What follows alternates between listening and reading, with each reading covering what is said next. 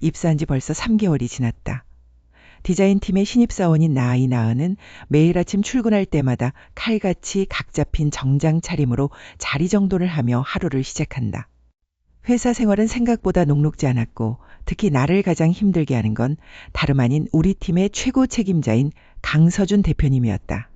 냉정하고 완벽주의 성향으로 유명한 그는 사내에서 늘 얼음장 같은 아우라를 뿜어냈다.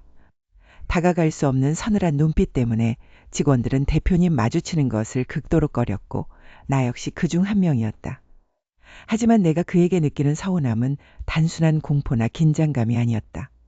그것은 아주 사소하고도 씁쓸한 차별 대우에서 오는 깊은 서글픔이었다. 오늘 아침도 어김없이 디자인팀 전체에 달콤하고 고소한 바닐라 라떼 향이 퍼졌다. 팀 선배가 환한 미소를 지으며 책상마다 커피 한 잔씩을 내려놓았다. 자, 다들 아침 커피 마시고 힘내자고요. 와, 감사합니다. 선배들의 환호 소리 속에서 나는 자연스럽게 내 책상 위를 확인했다. 역시나 내 자리만 휑했다. 커피컵의 온기조차 찾아볼 수 없었다. 팀원 모두에게 돌아가는 그 흔한 커피 한 잔이 입사 동기나 경력직 직원들마저 당연하게 받는 그 커피가 유독 내 자리만 쏙 빠져 있었다. 이나은 씨, 커피 안 마셔? 선배가 의아하다는 듯 물었지만 나는 겨우 입꼬리를 끌어올리며 고개를 저었다. 아, 저는 아침에 커피 마시면 속이 좀 쓰려서요. 괜찮습니다. 새빨간 거짓말이었다. 사실은 속이 쓰린 게 아니라 가슴이 뻐근하게 아팠다. 매번 나만 빼놓고 커피를 돌리는 사람이 누구인지 나는 너무나 잘 알고 있었다. 바로 강서준 대표님이었다. 그가 직접 사오거나 비서실을 통해 팀 전체에 돌리는 간식과 음료 목록에서 늘 99이라는 이름만 투명인간처럼 지워져 있었다. 내가 뭘 잘못했나? 실력이 부족해서 눈에 밟히는 건가? 억울함이 치밀어 올랐지만 그렇다고 티를 낼 수도 없는 노릇이었다. 그래서 나는 더 독하게 일했다. 그가 나를 무시한다면 실력으로 인정받아 기필코 내 존재감을 각인시키겠다고 다짐 또 다짐했다. 밤을 새워가며 만든 기획서와 시안을 몇 번이나 수정하고 또 고쳤다. 내 열정이 그의 얼음장 같은 벽을 깰 수 있을 거라 믿었다. 퇴근 시간이 훌쩍 지난 시각 회의실 자료를 정리하느라 홀로 남았던 나는 무거운 서류 봉투를 안고 탕비실 쪽 복도를 지나치고 있었다. 조용한 산에는 복도 형광등 빛마저 서늘하게 느껴질 정도였다. 바로 그때 코너를 돌자마자 익숙하고도 무거운 발소리가 들려왔다. 고개를 번쩍 드는 순간 숨이 턱 막혔다. 정장 재킷을 팔에 걸친 채 셔츠 소매를 걷어올리고 걸어오는 강서준 대표님이었다. 피할 새도 없었다.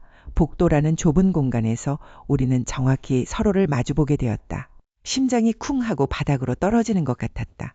순간적으로 복도 전체의 공기가 뚝 떨어지는 기분이었다. 나는 급하게 품에 안은 서류를 고쳐 잡으며 90도로 깊게 고개를 숙였다. 수고하십니다, 대표님. 목소리가 미세하게 떨리는 것을 숨기려 애썼지만 긴장한 탓에 어색한 쇳소리가 섞이고 말았다. 하지만 대표님은 대답이 없었다. 그는 내 앞에 멈춰 서지도 않은 채 그저 차갑고 무심한 눈빛으로 나를 한번 훑어볼 뿐이었다. 스쳐 지나가는 그 짧은 찰나, 그의 시선이 내 손에 들린 서류와 피곤함이 역력한 내 얼굴을 스쳤다. 그 눈빛 속에는 어떠한 온도도 감정도 담겨있지 않은 것처럼 보였다. 언제나 그렇듯 완벽하고 철저하게 타인을 밀어내는 눈빛이었다. 발걸음 소리가 멀어지고 대표님이 완전히 복도 저편으로 사라진 후에야 나는 비로소 참았던 숨을 길게 몰아쉬었다. 다리가 풀릴 것 같았다. 역시 나는 그에게 단지 수많은 직원 중 하나, 그 이상도 이하도 아니었던 걸까. 서글픔이 밀려와 눈물이 핑 돌았다. 하지만 정말 그것뿐이었을까? 차갑기만 한 그의 눈빛 속에서 아주 잠깐 스쳐 지나간 그 미세한 흔들림은 과연 무엇이었을까?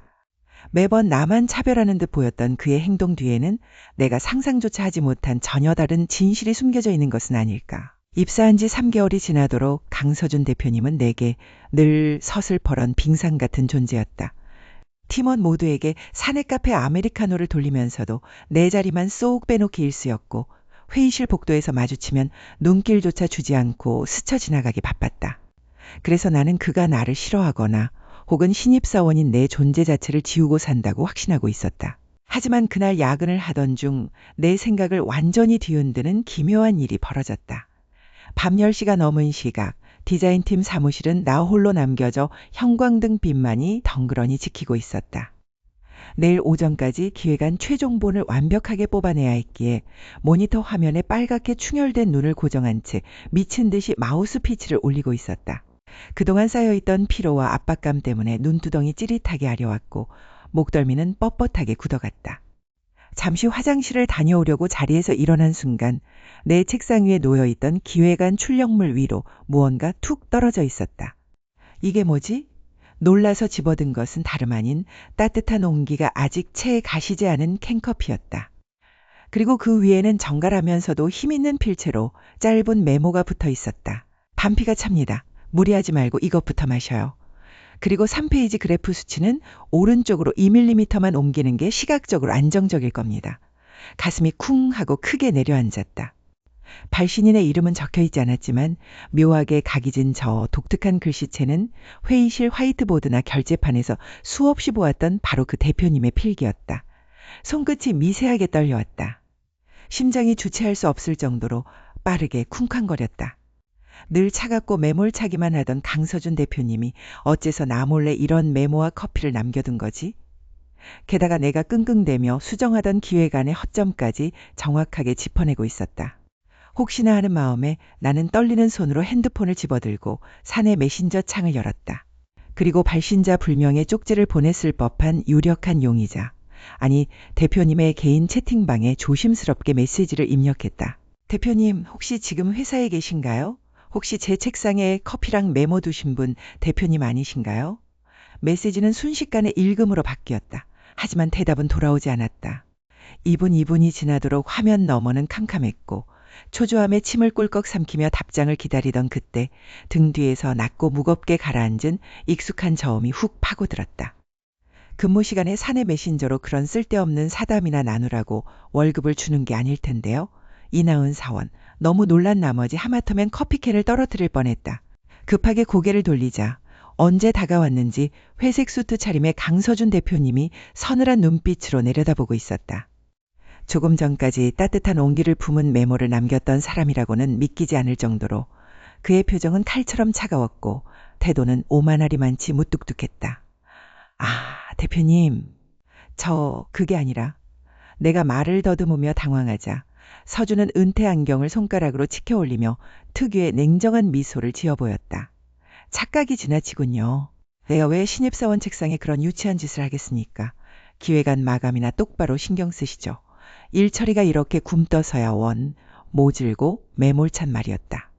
마치 아까의 그 다정한 메모는 내 상상 속의 신기루였던 것처럼 그는 아주 차갑고 완벽한 상사의 얼굴로 돌아와 있었다. 서준은 싸늘한 시선을 한 번 더 던지더니 뒤돌아 자신의 집무실 쪽으로 긴 다리를 옮겨 사라졌다. 덩그러니 남겨진 나는 멍하니 그가 떠난 복도를 응시했다. 심장이 터질 것처럼 쿵쾅거렸지만 동시에 머릿속은 온통 혼란스러움으로 뒤엉켰다. 그의 눈빛은 분명 흔들리고 있었다. 차갑게 포장하려 했지만 숨길 수 없는 미세한 당황스러움이 그 짧은 찰나에 스쳐 지나갔던 것이다. 도대체 왜 그는 낮에는 철저하게 나를 외면하고 밀어내면서 밤이 되면 이렇게 몰래 다가와 손을 내미는 걸까?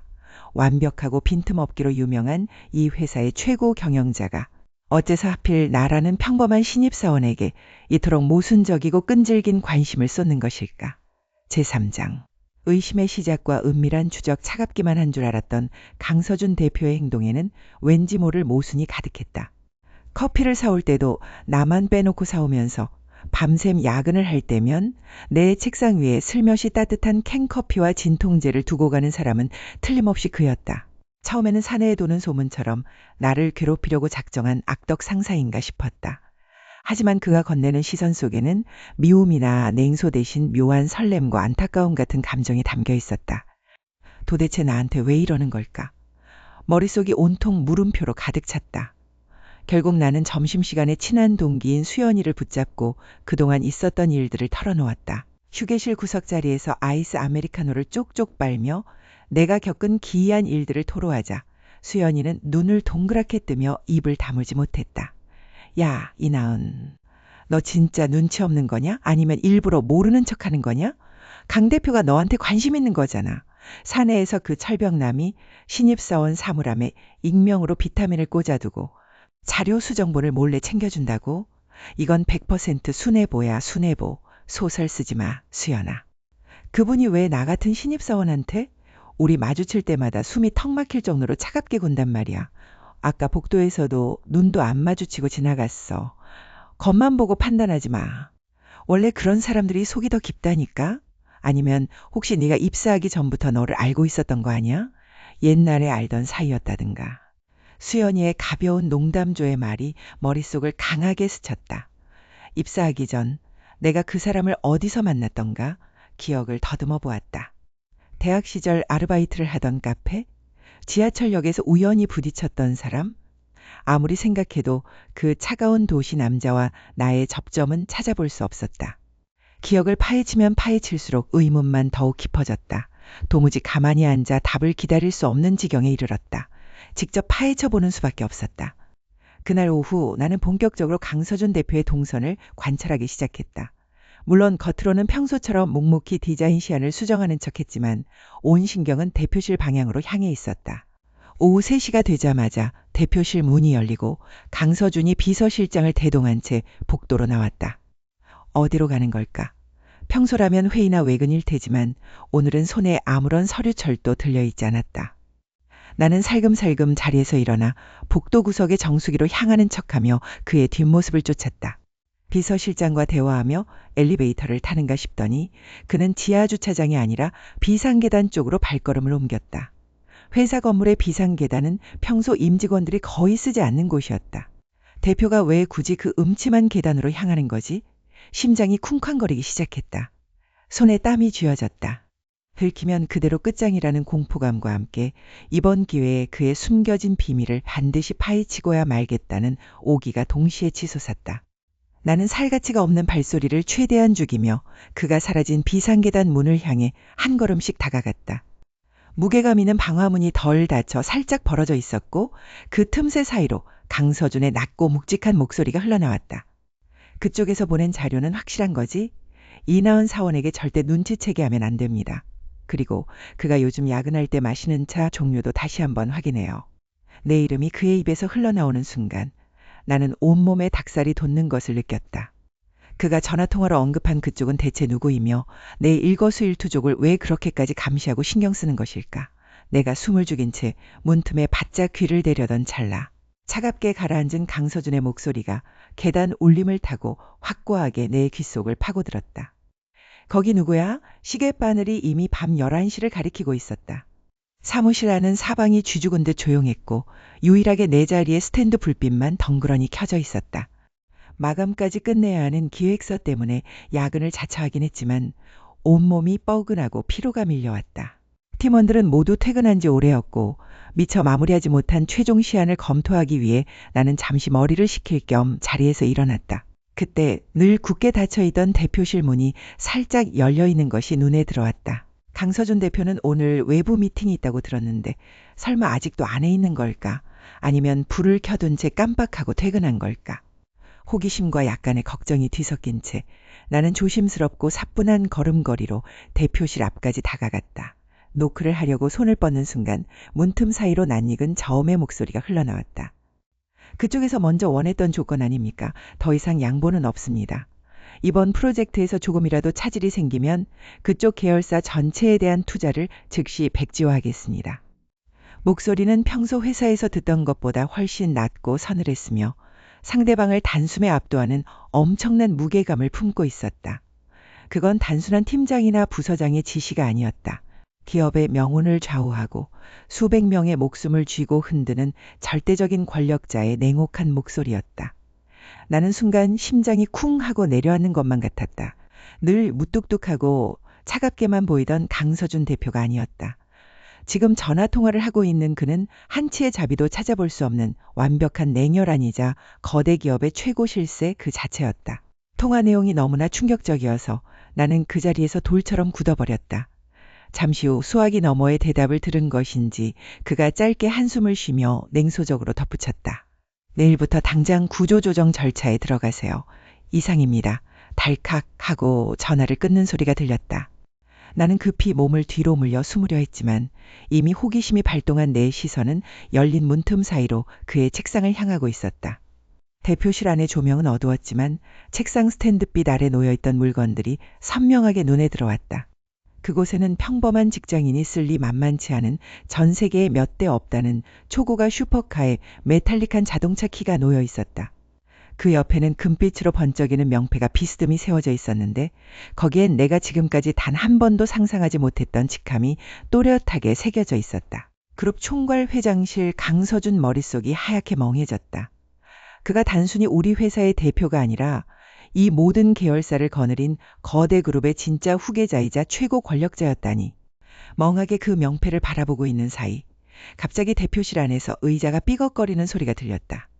그가 통화를 끝내고 책상 쪽으로 몸을 돌린 것이다. 아, 들키면 끝장이다.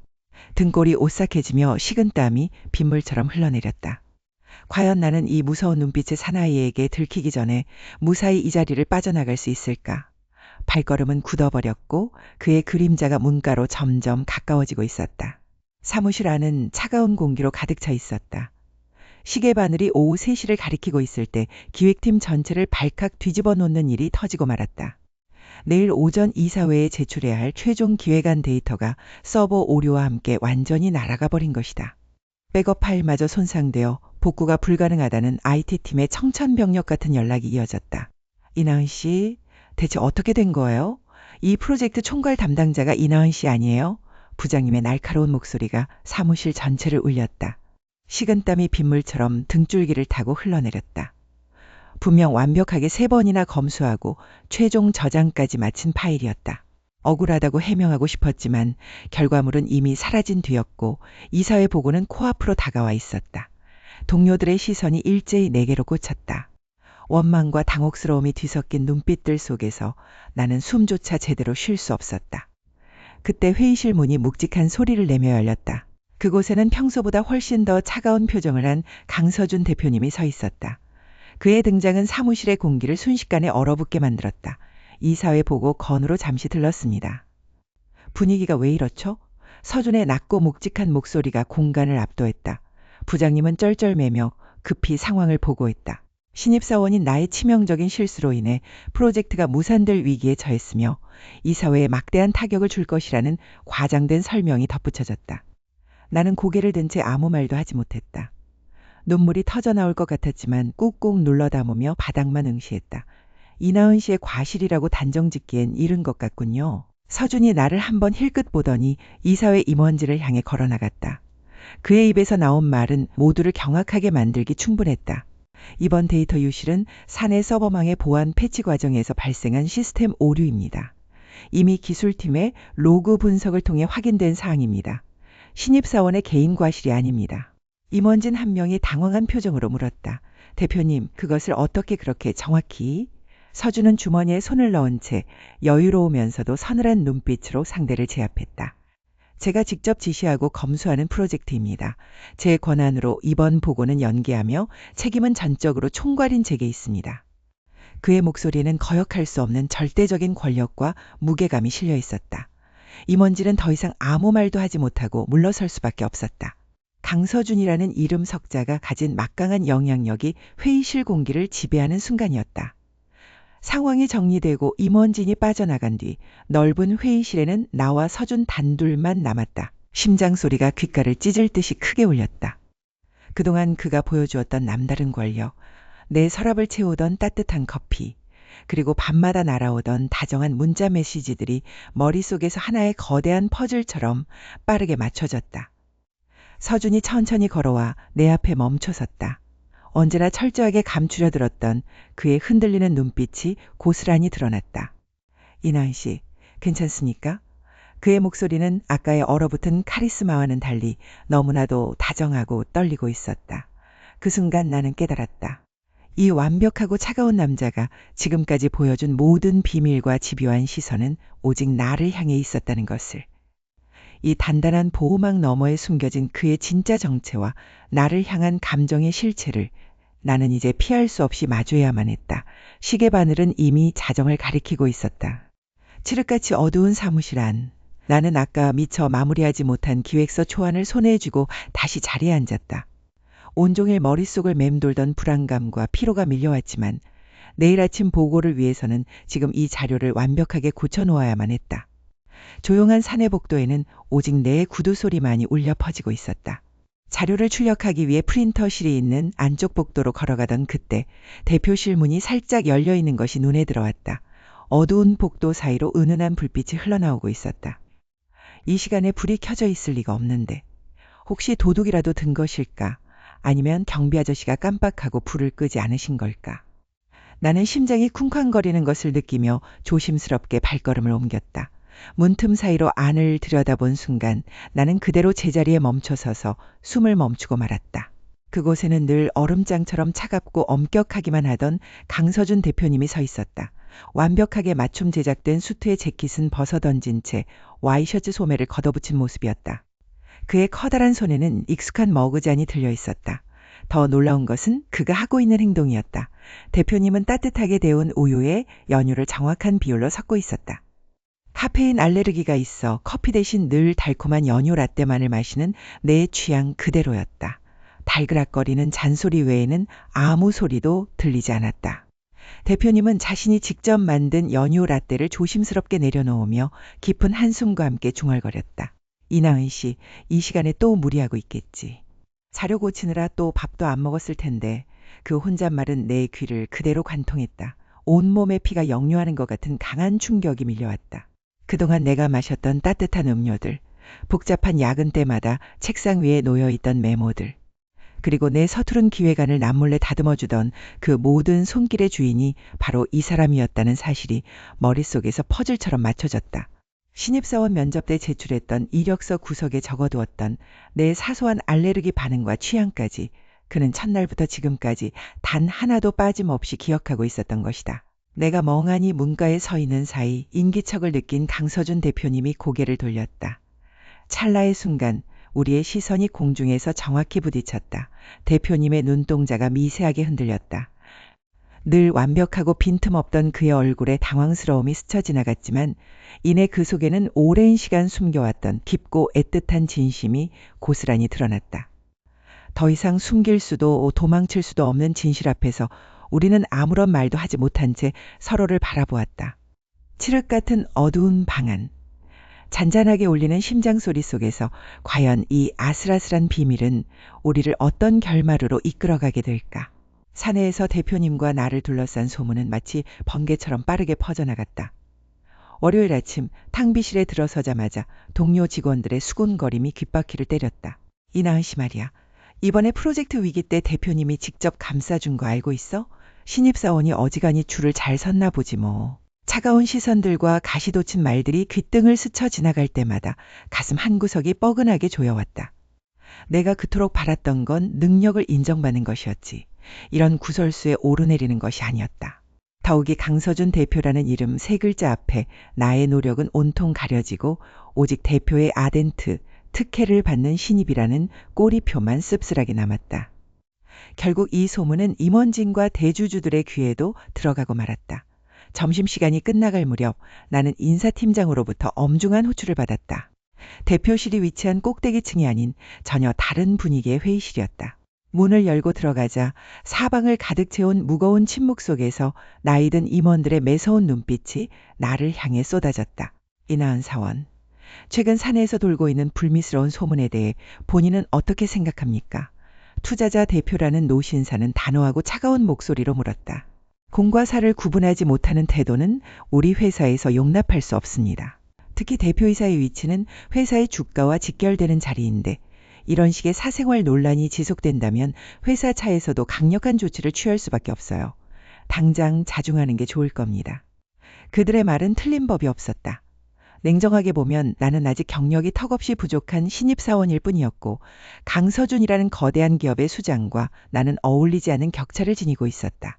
집안의 반대와 대주주들의 압박, 그리고 회사의 이미지를 실추시킬 수 있다는 현실적인 벽이 거대한 산처럼 내 앞에 가로막았다.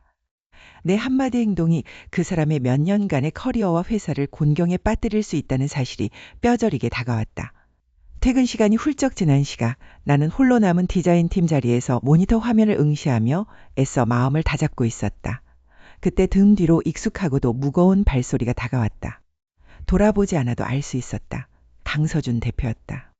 그는 언제나처럼 완벽한 수트 차림이었지만 그 피로에 찌든 눈빛과 굳은 턱선에서 그 역시 엄청난 압박에 시달리고 있음을 고스란히 느낄 수 있었다.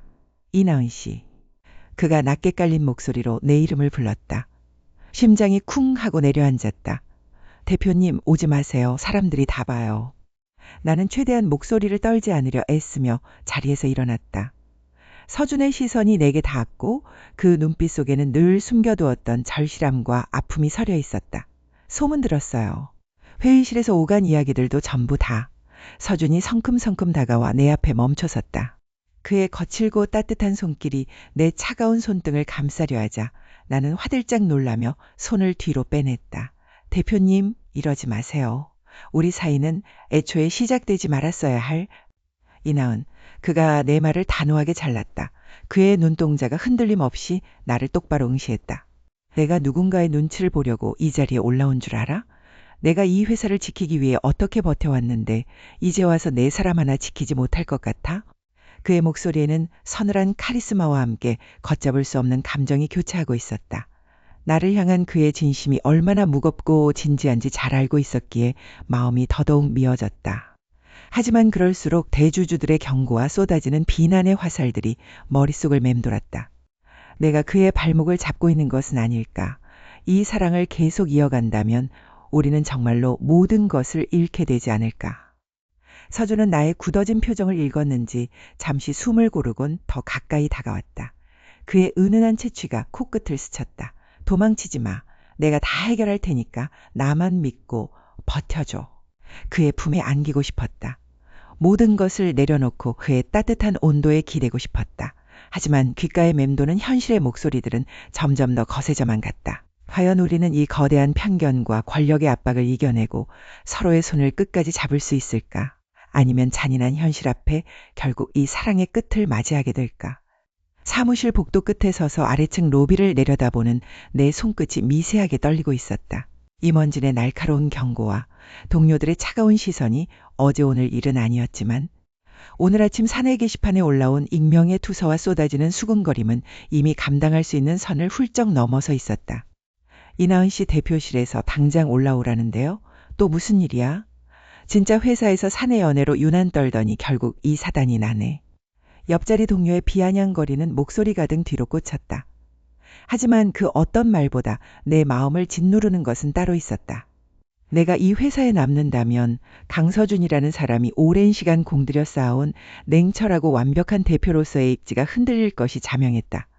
그가 나를 위해 임원진의 반대를 무릅쓰고 있다는 사실을 알기에 내가 여기서 물러나는 것만이 유일한 해결책처럼 느껴졌다. 사직서. 가방 안쪽에 구겨지듯 들어있는 종이 한 장이 마치 거대한 돌덩이처럼 무겁게 다가왔다. 이대로 회사를 떠나면 모든 논란이 잠잠해지고 서준 씨도 원래의 자리로 돌아갈 수 있을 터였다. 비록 내 가슴 한구석은 도려낸 것처럼 쓰라리겠지만 그것이 내가 그를 위해 할 수 있는 마지막 선택이자 최선이었다. 깊은 숨을 몰아쉬며 대표실 문 앞에 섰다. 노크를 하려 손을 드는 순간 안쪽에서 거친 목소리가 들려왔다. 더 이상 그 이야기는 듣지 않겠습니다. 이나은 씨에 대한 인사 조치는 전적으로 제 권한입니다. 강서준이었다.